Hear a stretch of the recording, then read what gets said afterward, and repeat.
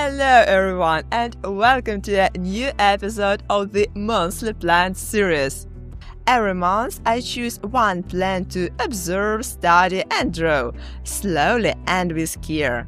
And today our new plant is Clematis patens. It's one of those flowers that look simple at first, but if you look closely, you'll see how special it is. Big, soft petals, a bright center, and long stems that climb and twist. It looks almost like it's reaching for the sun.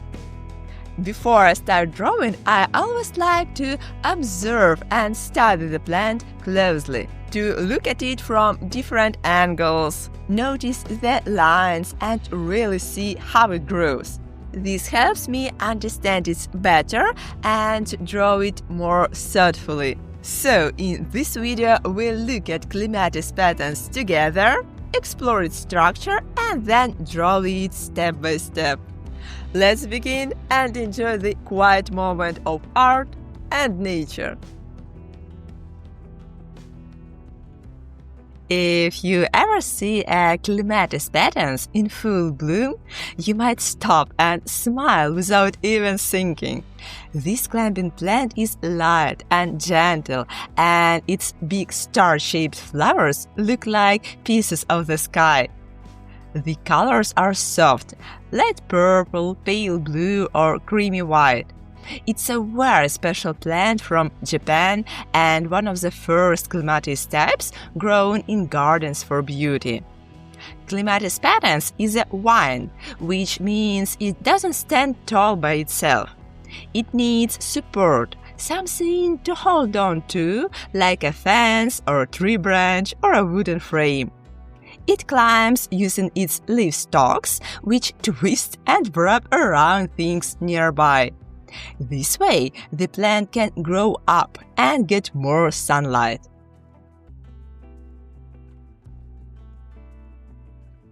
And the buds are also so beautiful. At first, they are closed and shaped like little green or purple drops. Slowly, the sepals start to open, and you can see the color of the flower inside. Watching the buds open is like watching a quiet, slow show. The leaves are simple but very nice too. They grow in pairs on the stem and usually have 3 smaller parts called leaflets. When the flower opens, it's a big and elegant. It doesn't have real petals. What you see are actually sepals, but they look like petals. Usually, there are 6 to 8 of them, spreading out like a star. Even after the flower is gone, the plant still looks magical. Clematis patens is a plant full of small surprises. From far away, it looks calm and simple, but when you come closer, you can see how special each part is. It's a perfect plant for people who love to look at nature slowly and carefully. Now we've come into my studio and picked a few flowers and a leaf. Let's take a closer look at the plant so it will be easier for us to draw it together. So, first, let's take a closer look at the flower. At first, it looks like a simple, beautiful blossom with large petals, but when we study it more carefully, we see something interesting. This flower does not have real petals. What we see are actually sepals. They are part of the calyx, not the corolla. Now, let's go back for a moment to the flower identification chart. Usually, the classic example is when sepals are the small green leaf-like parts under the flower, sepals from the calyx, and petals from the corolla. Let's look at a few examples. Take the bellflower, for instance. Do you see those little green parts under the colorful part of the flower? Those are typical sepals, and the beautiful upper part is made of petals.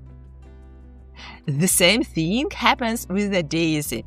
The white parts are clearly petals, part of the corolla, and the small green leaves underneath, that's the calyx made of sepals. So, as you can see, different plants can have very different looking sepals and petals. But now, let's look at the clematis. These white petal-like parts may seem like petals, but they're actually sepals. Only they are not small and green, they are large, colorful, and elegant. I think nature is amazing in how it surprises us. And here's what the clematis flower looks like when all the sepals have fallen off. Only the central part of the flower remains. Without the sepals, the flower looks very different, not like the usual flower we often see. It's really fascinating. So, if we look at our chart again, we can still find the stamens and pistils, the most important parts of a flower, in the clematis. And that's the story of this special plant. Alright, now we've finally reached the clematis leaves. As you can see, the leaves are quite big and wide. One special thing about them is that they are made up of smaller leaf parts called leaflets. Look, here we have side leaflets and one in the center. Let's now look at our identification chart to understand what kind of leaf this is. The clematis leaf is a compound and more specifically pinnate or oat pinnate. See here, this is a simple leaf and this one is pinnate. The clematis has the same pinnate structure. Now let's look at the leaf margin. The edge of the clematis leaf is entire, meaning it's smooth without teeth or cuts. You can see this clearly in the photo.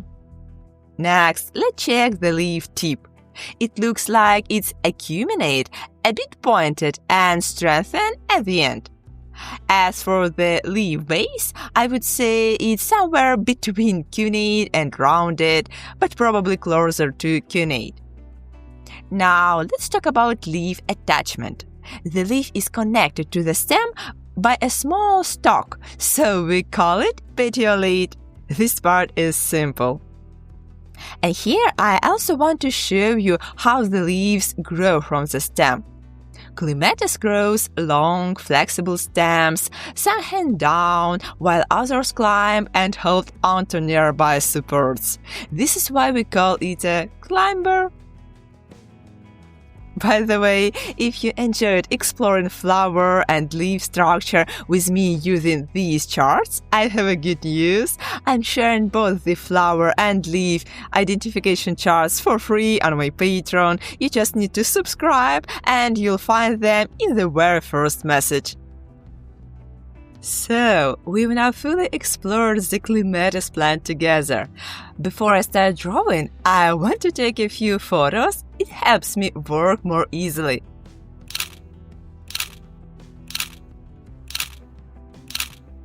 Now I'm opening my favorite sketchbook and I'll flip through some of the pages with you.